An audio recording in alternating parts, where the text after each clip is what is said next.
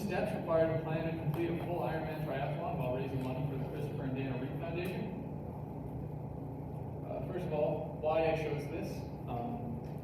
So there's a lot going on here. First of all, in the back, you can see a map. That map is a bike ride I did in October of last year. Started in Boston, went to New York City. Kind of decided to do that just for the heck of it. Feel like it was a learning experience, and I kept thinking on the way there that I wanted to do it to benefit something. It was entirely personal, but I thought there's definitely something to be done on top of it.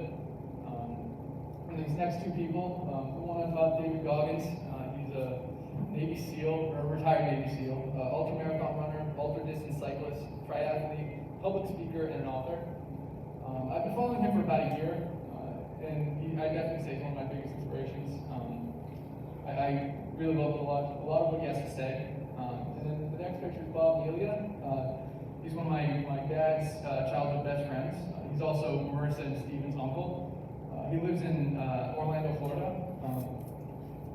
And I don't see him too often. He usually comes up every once or twice on a normal year. He hasn't been up here for a while. But the reason I put these two people up together is because they both have obviously very different lifestyles. David Goggins is an extreme athlete, and Bob Melia, he was a very active person up until about, I think it was his late teens or early 20s. He was involved in a bunch of sports, got my dad to do a couple sports. And then one day he was diving in the ocean like he'd done many times before, and I bet a lot of you guys have dove in the ocean, just like running up and diving, not much to it, and he just hit a wave at a wrong angle and hit his head on the seafloor, and he's paralyzed from the chest down since then. And yeah, so the reason I put these two together is because they live very different lifestyles, and I just think that kind of emphasizes that they have somewhat similar messages, in that both of them say that you can do more than you realize. I have a quote from Bob Melia that says, he said, "You have no idea what it is like to want to do something as simple as scratching your nose and have to rely on someone else to do it for you." I think that really kind of hits hard. It kind of reminds you of the things that you are able to do and don't really realize. And then David Goggins also, a big part of his message is that to take advantage of what you can do.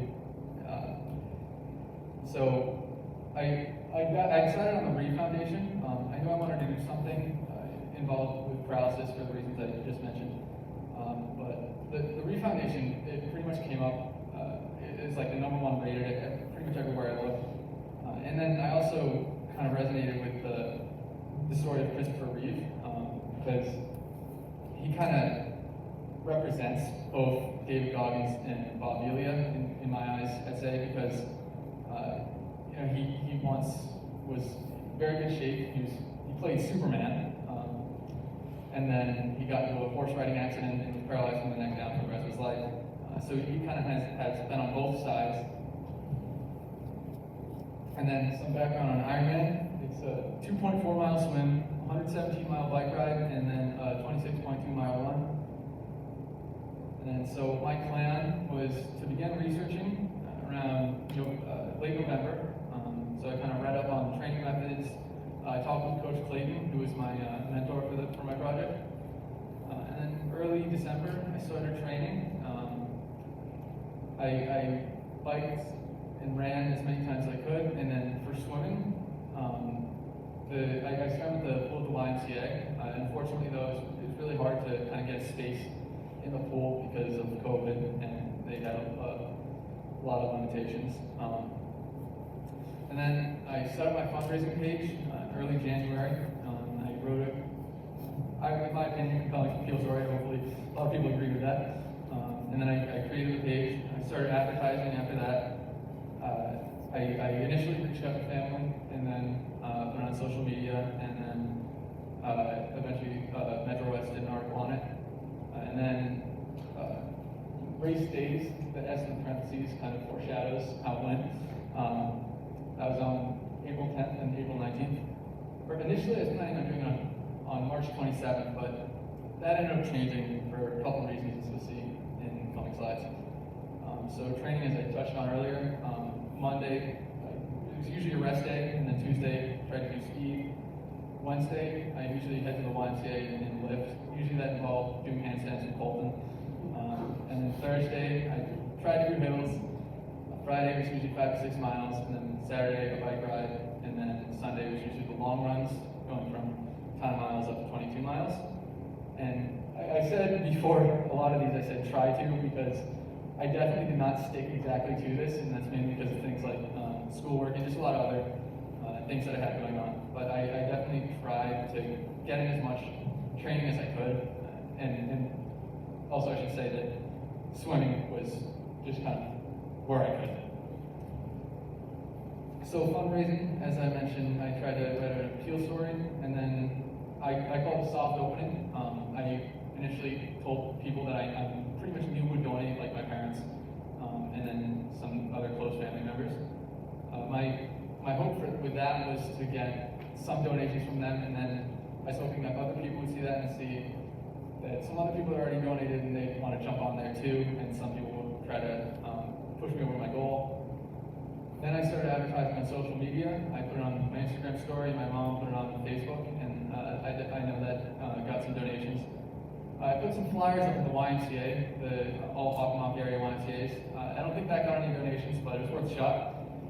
And then, as I mentioned earlier, there's a Metro West Daily News article that I worked with a reporter and a couple photographers to get done. And yeah, so that was my total. I think that's what it was last night. I slowly increased the goal, just because I know a lot of people try to push it over, which was nice. But yeah, I'm definitely satisfied with that goal. So this is my route. I started in Pittsfield at Lake Onata, and so that's where I was planning on swimming. And then I ride my bike from there to point B at the marathon start line, and then run from the marathon start line to the marathon finish line using the Boston Marathon route. So this is Lake Onata. This is Lake Onata on, I think, February 21st. It doesn't really look much like a lake. There were trucks driving on it that day, so that was a little bit concerning, because I was hoping to swim in it about a month later. I had a wetsuit, right? I bought a wetsuit for about $150, except you can't do much with a wetsuit on that. So that brought me to the Wim Hof method. I'd heard of Wim Hof before, but I hadn't really looked into what he had kind of put out and looked into what he had to say. So Wim Hof, he's an athlete. He's broken many world records. He climbed Mount Kilimanjaro in just shorts and shoes, ran a half marathon above the Arctic Circle and he was covered in ice for 112 minutes, so I can say I trust him in what he has to say. There's also multiple studies that have shown that his methods have been effective in cold exposure, but also your immune system, improving your immune system. And that kind of leads me to cryotherapy. I got 5 sessions as a birthday gift from my aunt. I've never done it before. There's 3 levels. The first one is about -100 degrees Fahrenheit. The second, I'm not sure, they skipped me up to 3, which was -200 degrees Fahrenheit. And it's cold, but not as cold as you'd expect. So just at this place in West Roxbury, you get in that thing on the left, you kind of feel like Han Solo, but be frozen in carbonite. But the people there are much nicer. Those guys.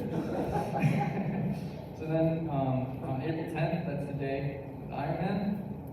Lake Onata temperature was 40 degrees Fahrenheit, and I had known from experience trying to use ice baths that 40 degrees is not pleasant, and it's actually kind of dangerous to be in it for hours on end. So I called the Pittsfield YMCA and asked if I could use the pool, and they said you had to be a member. So got a membership. It was like $13 for the month. And then, so after the swim, I went through the Berkshires, which was tough, but it was also very fun because with uphills come downhills. Then around mile 75, I got some pretty bad knee pain and ended up being the inflammation of the patellar tendon. That's what Coach Clayton told me, so I trust that. And then after getting through that, got to the marathon start line, where I was met with a lot of friends, which I was not really expecting. And then we ended up getting to the halfway point, and it was 1 a.m., so I decided to postpone the rest. And I recovered. And I actually did cryotherapy the day after that, and I noticed a big difference in my knee. I think it helped really reduce swelling. And here's some pictures. That's Lake Onata on the day of. That's crossing the Connecticut River. That's arriving in Hopkinton. It's a picture Coach Clayton took right after. It's a little bit flustered, to be honest.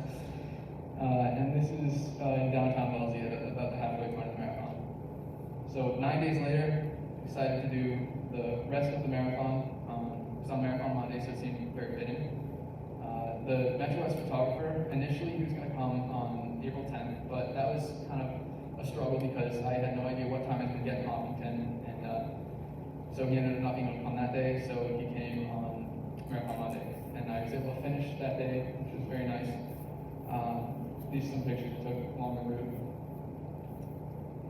And these are some of the shots that the Metro West photographer got. And then this next slide, this is kind of unrelated, but there's another news story going on. It's not really related to my project, but I just thought it was kind of funny. And then this is the Metro West article. So as I mentioned, communicating with the photographer was definitely a struggle, but it came out fine. And then I had an interview with Ethan Winter the day after Marathon Monday. And then the outcome, I mean, it was definitely cool to have an article written about it. I was kind of hoping that it would accumulate a bit more donations, but what are you going to do? On the bright side, a lot of my grandparents' friends think I'm kind of a celebrity now, so that's pretty cool. My reflection on it, it sucked, but that's kind of the point.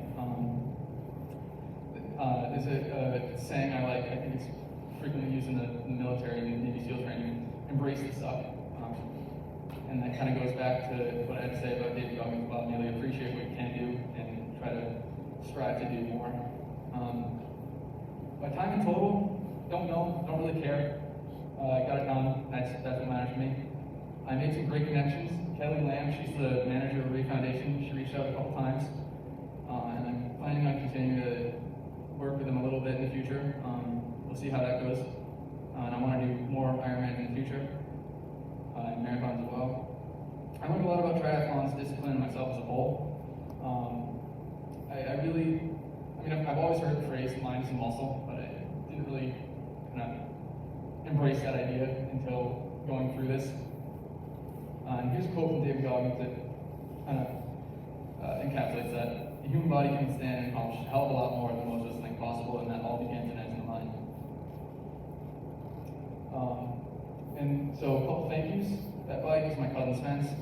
We shipped it up to California. And I have to say a huge thank you to everyone in this picture, especially Michaela, Colton, and Mitchell, and Coach Clayton, who ran with me the first 13 miles, which I really cannot thank enough. It was really overwhelming.